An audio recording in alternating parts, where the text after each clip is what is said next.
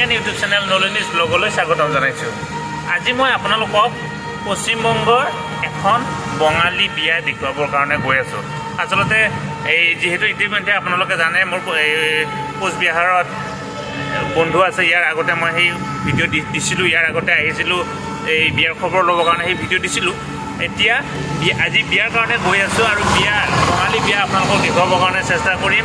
আপোনালোকে নিশ্চয় ভিডিঅ'টো চাই উপকৃত হ'ব। প্ৰত্যেকটো ৰীতি নীতি বঙালী বিয়াৰ কেনেকুৱা ধৰণৰ ৰীতি নীতি, কেনেকুৱা ধৰণে কি আছে মানে কৰে সকলোখিনি আপোনালোকক দেখুৱাবৰ কাৰণে চেষ্টা কৰিম।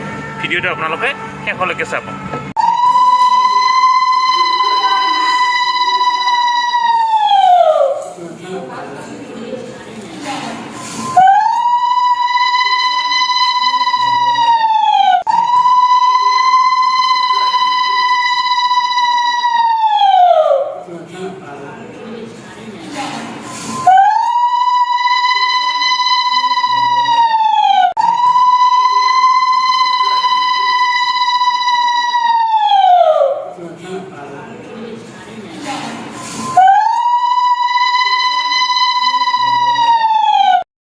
জীৱনত প্ৰথমবাৰৰ কাৰণে যিহেতু বঙালী বিয়াত এনেকুৱা ধৰণৰ উপস্থিত থাকিব পাইছোঁ, তেওঁলোকৰ ৰীতি নীতি বিভিন্ন ধৰণৰ আছে। গোটেইখিনি আপোনালোকক দেখুৱাবৰ কাৰণে চেষ্টা কৰি আছোঁ।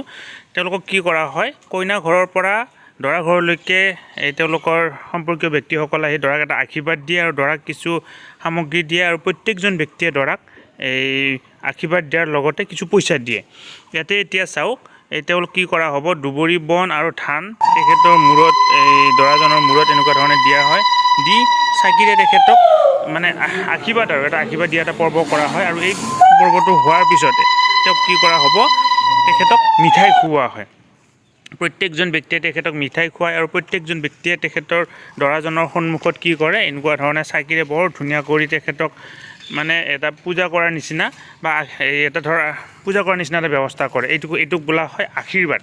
এই আশীৰ্বাদটো কইনা ঘৰৰ ব্যক্তিসকলে আহি দৰা ঘৰক দিয়ে। ঠিক সেইদৰে দৰা ঘৰৰ পৰাও আকৌ কইনা ঘৰলৈকে যায়, কইনাক তেনেকুৱা ধৰণে আশীৰ্বাদ দিয়া হয়। আমাৰ দৰং আৰু ওদালগুৰি জিলাত যদিও এই ব্যৱস্থাটো নাই, কিন্তু গুৱাহাটী এই অঞ্চলবিলাকত দৰা বৰুৱা বুলি এটা অনুষ্ঠান আছে। দৰা বৰুৱা সেই অনুষ্ঠানটোৰ লগত এই যিটো অনুষ্ঠান, এই অনুষ্ঠানৰ যথেষ্ট মিল আছে। আৰু এনেকুৱা ধৰণে যিমানবিলাক বয়সস্থ ব্যক্তি আছে, এই ধৰ মামাক, ভিনদেউ, এই বৌ, পেহা, পেহী, এই সকলোবিলাক ব্যক্তিয়ে তেখেতক কি কৰে, এনেকুৱা ধৰণে আশীৰ্বাদ দিয়ে আৰু লগতে তেখেতক কি কৰা হয়, মিঠাই খুওৱা হয়। আৰু এনেকুৱা ধৰণে গোটেই কইনা ঘৰৰ পৰা অহা ব্যক্তিসকলে যেতিয়া এই অনুষ্ঠানটো কৰা হোৱাৰ পিছত কি কৰা হয়, আকৌ দৰা ঘৰৰ ফালৰ পৰা দৰা প্ৰথমতে দেউতাকে দিয়ে, তাৰপিছত মাকে দিয়ে, দৰাৰ মামাকে দিয়ে, দৰাৰ বুঢ়াকে দিয়ে, দৰাৰ পেহীয়াকে দিয়ে। এনেকুৱা ধৰণে তেখেতক আশীৰ্বাদ দি কি কৰা হয়, এটা মিঠাই খোৱা হয়। অৰ্থাৎ যে কি এটা মাংগলিক কাৰ্য কৰিবৰ কাৰণে গৈ আছে, যুগ্ম জীৱনৰ পাতনি মিলিবৰ কাৰণে গৈ আছে, এই সময়ত তাৰমানে তেখেতক কি কৰা হয়, এটা আশীৰ্বাদ দিয়া হ'ব। আৰু এই আশীৰ্বাদ প্ৰথমতে দৰাৰ ঘৰত হয় আৰু দৰাৰ ঘৰ হোৱাৰ পিছত গৈ ক'ত হ'ব, কইনাৰ ঘৰত হয়। গতিকে এইটো এটা ব্যতিক্ৰমী আচাৰ ইয়াতে দেখিবৰ কাৰণে পাইছোঁ, বৰ ভাল লাগিল। এতিয়া এই দৰাক ছেভ কৰাব, যিহেতু বিয়া ছেভ হোৱা নাই, তাৰি বনাব, চুলি তুলি কাটিব, গতিকে লৈ গৈ আছোঁ। আৰু বাকী এই যিখিনি নিয়ম আমাৰ এই বঙালী সম্প্ৰদায়ৰ বিয়াৰ যিখিনি নিয়ম আটাইখিনি আপোনালোকক দেখুৱাম। এইটো ভিডিঅ' কিছু ব্যতিক্ৰম হ'ব। আপোনালোকে এটা এই বঙালী সম্প্ৰদায়ৰ বিয়াৰ যিটো নিয়ম গোটেইখিনি আপোনালোকে দেখিবলৈ পাব। যদিও ইয়াতে ৰিচিপশ্যনৰ পৰ্বটো এটা নাথাকে, ৰিচিপশ্যনৰখিনি দেখুৱাবৰ কাৰণে চেষ্টা নকৰোঁ, কিন্তু যিখিনি ৰীতি নিয়ম সেইখিনি দেখুৱাবৰ কাৰণে চেষ্টা কৰিম।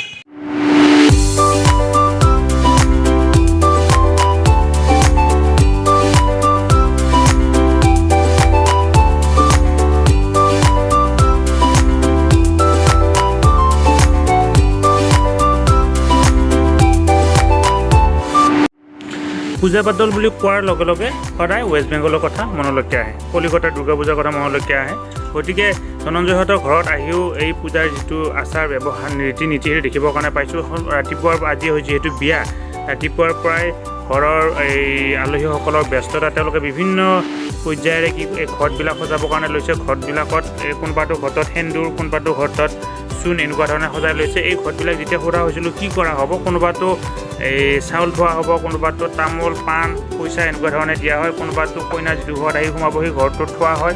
গতিকে এইটো এটা বৰ ব্যতিক্ৰমী, বৰ ধুনীয়া বৰ ধুনীয়াকৈ তেওঁলোকে ডেক'ৰেশ্যন কৰি এই যিকেইটা ঘৰকেইটা সজাই পৰাই তুলিছে। আৰু লগতে ইয়াত আৰু এটা বিশেষ দেখিবৰ কাৰণে পালোঁ, এটা বৰুৱাৰ সময়ত ব্যৱহাৰ কৰা এটা বিশেষ সামগ্ৰী এটা দেখিবৰ কাৰণে পাইছোঁ। এই সামগ্ৰীটো বৰ সুন্দৰকৈ কৰা হয় আৰু এই সামগ্ৰীটো বৰ ধুনীয়াকৈ সজাই পৰাই তোলা হৈছে। প্ৰত্যেকটো খুঁটাৰ ওপৰত এটাকৈ তামোল দিয়া হয়, তামোলটো বৰ ধুনীয়াকৈ খুলি লোৱা হৈছে আৰু সেই খুঁটাটোৰ যিটো আগটোত ৰং কৰা হয়। গতিকে এই যেনেকৈ ঘৰবিলাক যেনেকুৱা ধৰণৰ ৰং কৰা হৈছে সেইটোও তেনেকুৱা ধৰণৰ ৰং কৰা হৈছে। এইটো চাওক, এইটো হৈছে ৰং নকৰা অৱস্থাত থকা এইটো। এতিয়া এইটোত ৰং কৰা হ'ব, ৰং কৰা বৰ ধুনীয়াকৈ কৰা হ'ব। ওপৰত তামোলকেইটাৰ ওপৰত দিয়া হ'ব। ইয়াতে দেখিছে আপোনালোকে আমপাত বৰ ধুনীয়াকৈ দি লোৱা হৈছে ৰং কৰি।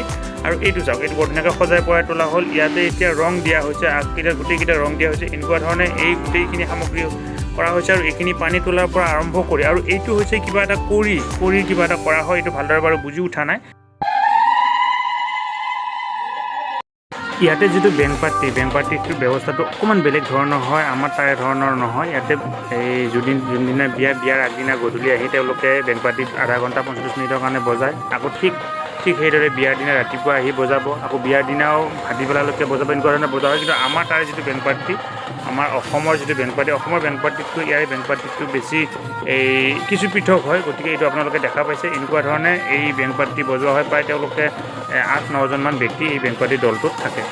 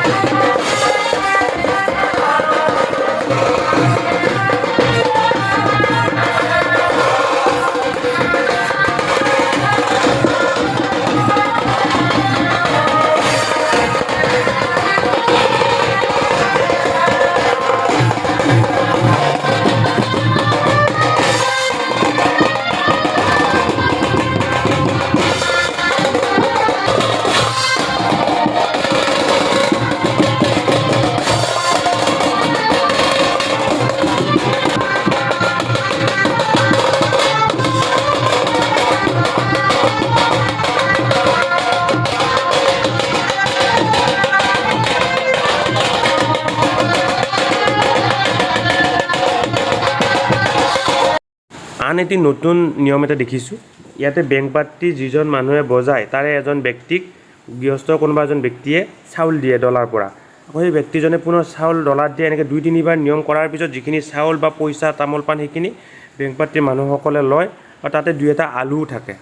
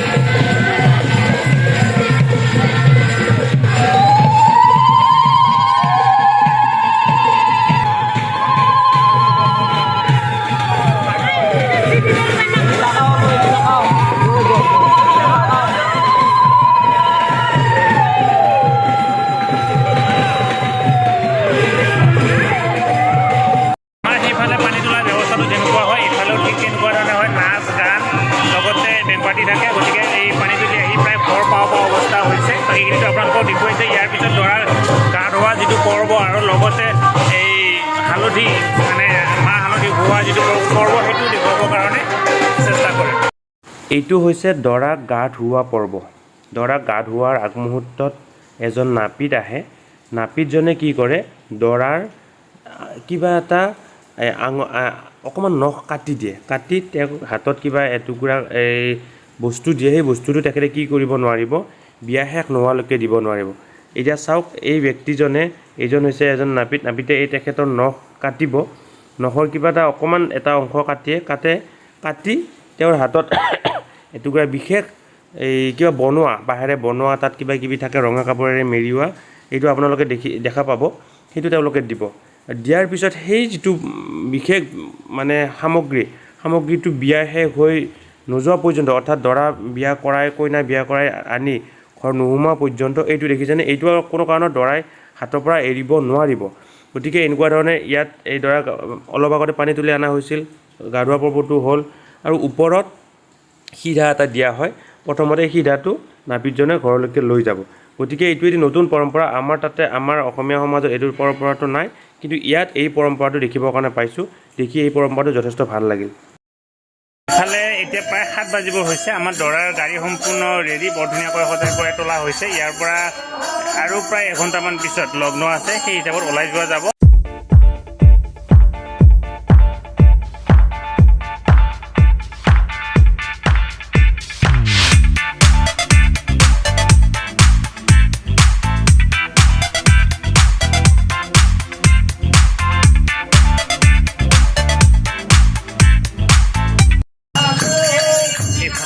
সংকীৰ্তন হৈ আছে। গতিকে এই সন্ধিয়া সময়ত দৰা ওলাই যোৱাৰ আগত এই সংকীৰ্তন পৰ্বটো অনুষ্ঠিত হয়। সংকীৰ্তন হৈ আছে, দৰা গাড়ী আহি পাইছে।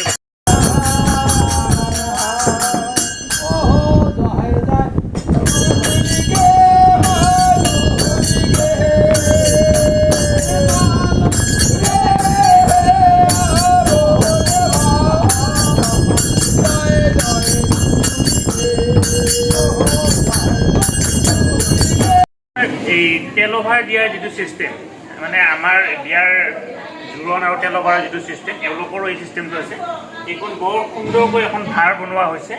এই ভাৰখনৰ এইফালৰ যিটো ছাইড, এই ছাইডত দিয়া হৈছে তামোল পাণ এযোৰ আৰু চাউল। লগতে ইয়াতে চাওক, আপুনি পুঠি মাছ এযোৰ দিয়া হৈছে। এইটো এওঁলোকৰ নিয়ম, ইয়াতে পুঠি মাছ এযোৰ দিব লাগে।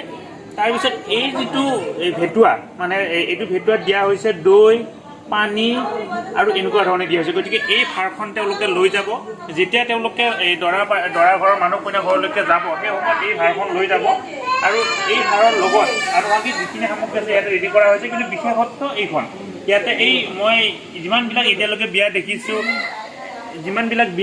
সেই বিয়াবিলাকত কিছু ভাৰৰ ব্যৱস্থাটো দেখিছোঁ, কিন্তু এই পুঠি মাছ নিয়াৰ যিটো ব্যৱস্থা ইয়াতে প্ৰথমতে দেখিছোঁ। গতিকে আপোনালোকক দেখুৱাইছোঁ। ৰাতিপুৱাৰ পৰা এখন বঙালী বিয়াৰ ৰীতি নীতি যিখিনি হয়, মই গোটেইখিনি আপোনালোকক দেখুৱাবৰ কাৰণে চেষ্টা কৰি আছোঁ। প্ৰত্যেকটো সূক্ষ্ম বস্তু আপোনালোকক দেখুৱাবৰ কাৰণে চেষ্টা কৰিছোঁ, কাৰণ মই যিহেতু পোনপ্ৰথমবাৰৰ কাৰণে এখন বঙালী বিয়াত উপস্থিত আছোঁ। গতিকে এইটো আপোনালোকক দেখুৱালোঁ। ইয়াৰ পিছত দৰা ঘৰত গৈ কি নিয়ম কৰা হয়, বিয়াখন কি পদ্ধতিত হয়, সেইখিনি আপোনালোকক দেখুৱাবৰ কাৰণে চেষ্টা কৰিম। নিশ্চয় আপোনালোকে ভিডিঅ'টো চাই ভাল পাব।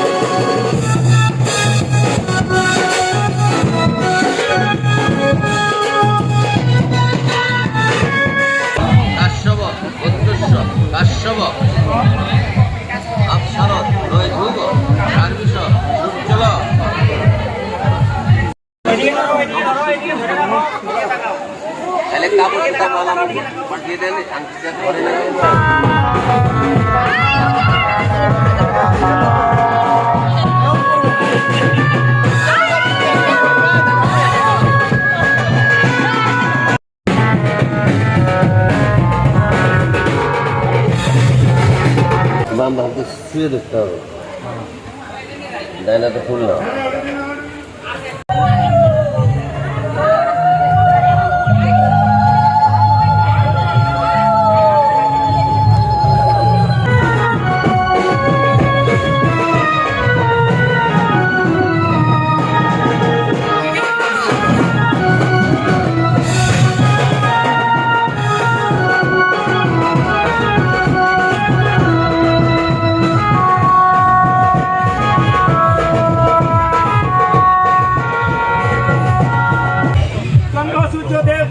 জীবন সুন্দরম না হলে ছিল জন্ম হয় না রবিদের মন গানের সঙ্গী বাইরে করি সকলে তো বলবে হরি হরি যাও দোকান।